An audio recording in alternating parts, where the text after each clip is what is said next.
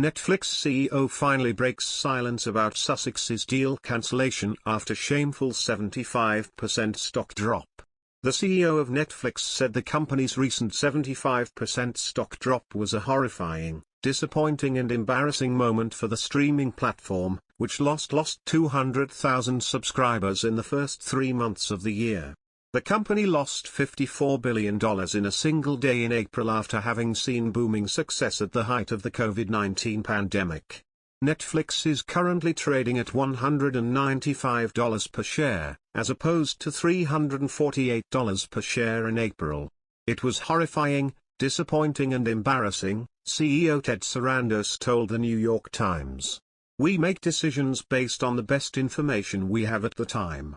They are not always going to be right, but how you help navigate the outcomes, and the urgency you bring to it, is what gets folks through the storm. And the storms will come.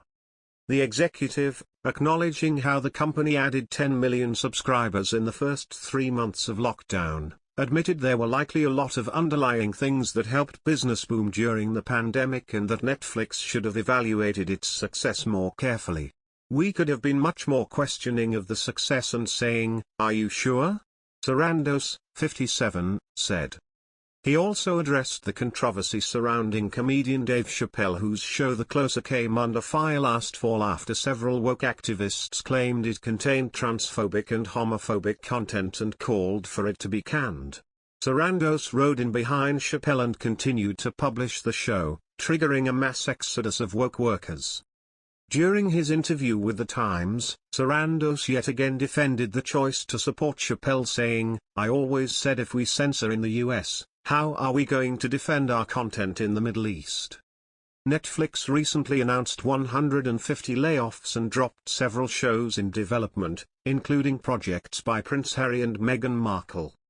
"We're all optimistic when we go into these projects," Sarandos said of the Royals project, "and sometimes they do or don't materialize."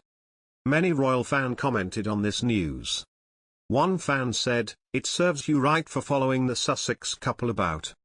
One royal fan commented, "When I started with Netflix I was paying $7.99 a month, now it's almost $18 Canadian. I will be cancelling my Netflix, not worth it."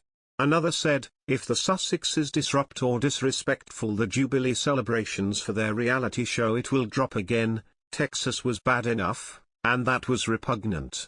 One more added, "I cancelled my subscription as soon as Henry and Meg joined." Royal expert Richard Eden claims all is not well with the Duke and Duchess of Sussex in the wake of Meghan Markle's animated show being cancelled and her appearance at Prince Harry's recent polo event.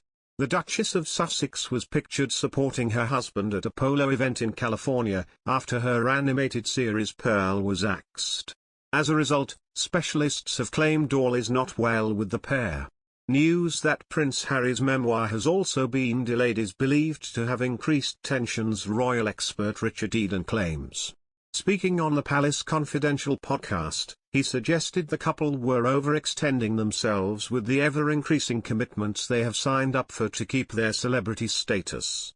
Richard said, "I do sense there's a bit of trouble there really. All these pictures have started appearing of Meghan turning up at the polo, handing over trophies and this sort of thing. I remember writing about the polo back in Britain years ago that Meghan wasn't very keen for Harry to play in polo matches unless it could be guaranteed that it would raise £1 million for charity each time. She felt that it was kind of beneath him to be playing in matches that would just make a few £1,000s when he should be going for the big ticket matches. But we've got Meghan turning up at all these events, handing over trophies, the same way she turned up at the Invictus Games, and to me, that's an indication that all's not well."